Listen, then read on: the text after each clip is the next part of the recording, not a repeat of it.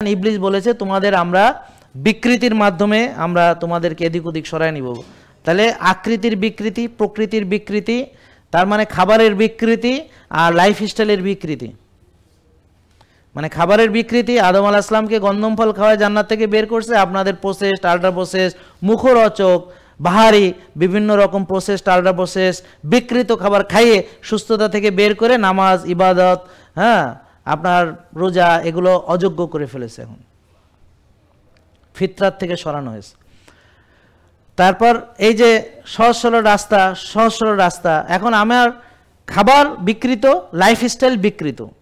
আল্লাহ যা বলেছেন রাত্রে ঘুমাইতে, আমরা দিনে ঘুমাবো, আমরা রাত জাগবো, ভোরে উঠবো না, আমরা এক ভাগ খাবো না, আমরা অতিরিক্ত খাদ্য খাবো, আমরা হালাল তৈব খাবো না। দেখেন সব কিছু আল্লাহ যা যা বলেছেন, তো সব কিছু বিকৃত কে করেছে?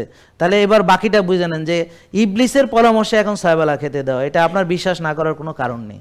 ইবলিসের পরামর্শই রোগ পোষা হয়, আসলে মূল পরামর্শদাতা সে, আর বাকি সব তার জিন শয়তান, মানব শয়তানরা তাকে অনুসরণ করছে। এটা হলো আসল কথা।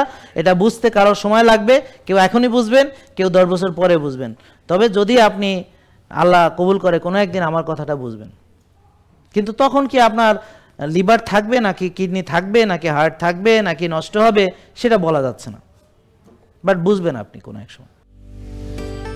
জেকে লাইফস্টাইল, ওষুধ মুক্ত সুস্থ জীবন।